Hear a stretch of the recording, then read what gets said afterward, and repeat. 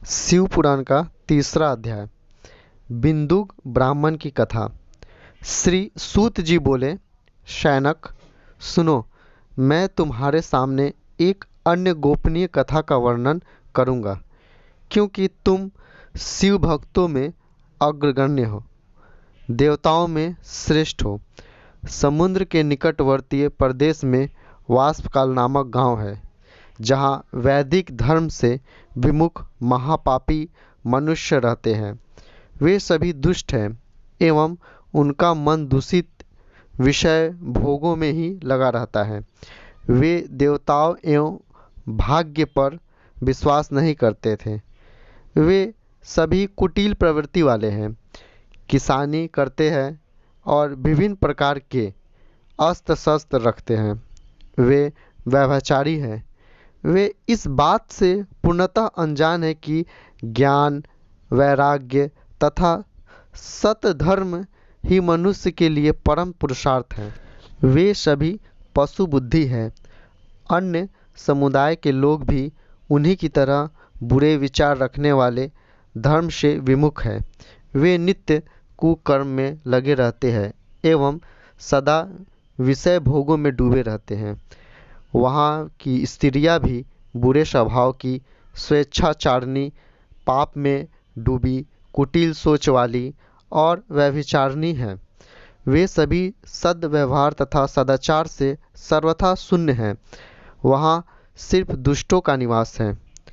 वाष्पकल नामक गांव में बिंदुक नामक एक ब्राह्मण रहता था। वह अधर्मी, दुरात्मा एवं महापापी था। उसकी स्त्री बहुत सुंदर थी। उसका नाम चंचुला था। वह सदा उत्तम धर्म का पालन करती थी, परंतु विदुंग वेश्यागामी था। इस तरह कुकर्म करते हुए बहुत समय व्यतीत हो गया। उसकी स्त्री काम से पीड़ित होने पर भी स्वधर्मनाश के भय से कलेश सहकर भी काफ़ी समय तक धर्मभ्रष्ट नहीं हुई, परंतु आगे चलकर वह भी अपने दुराचारी पति के आचरण से प्रभावित होकर दुराचारिणी और अपने धर्म से विमुख हो गई। इस तरह दुराचार में डूबे हुए उन पति पत्नी का बहुत सा समय व्यतीत हो गया।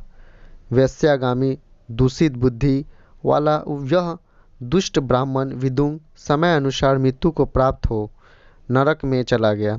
बहुत दिनों तक नरक के दुखों को भोग कर वह मूढ़ बुद्धि पापी विंध्यन पर्वत पर भयंकर पिशाच हुआ। इधर उस दुराचारी विदुंग के मर जाने पर वह चंचुला नामक स्त्री बहुत समय तक पुत्रों के साथ अपने घर में रहती।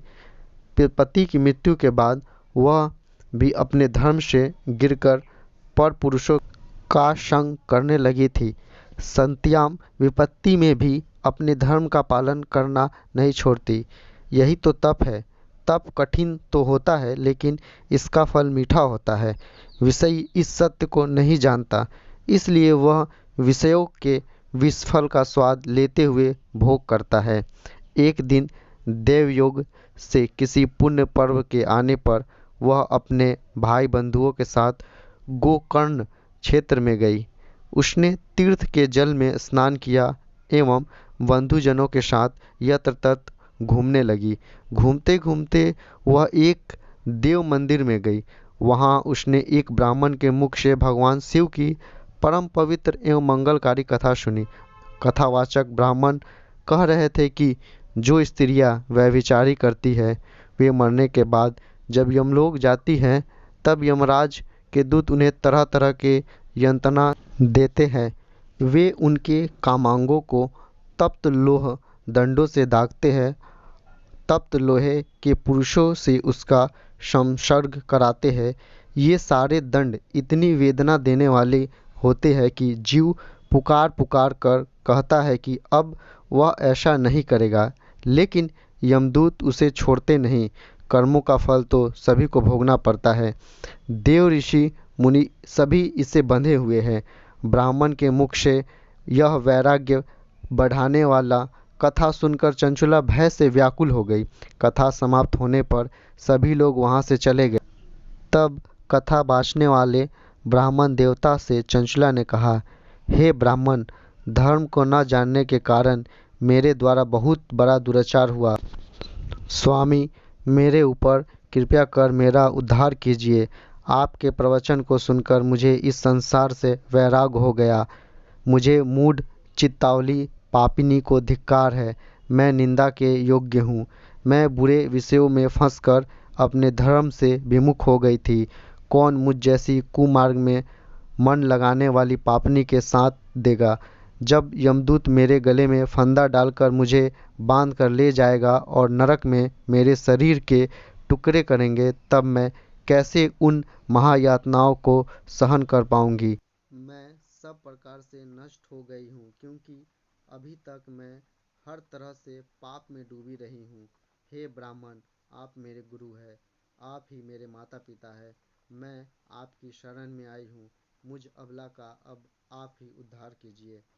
सूत जी कहते हैं, सैनक, इस प्रकार विलाप करती हुई चंचुला ब्राह्मण देवता के चरणों में गिर पड़ती है। तब ब्राह्मण उसे कृपा पूर्वक उठाया।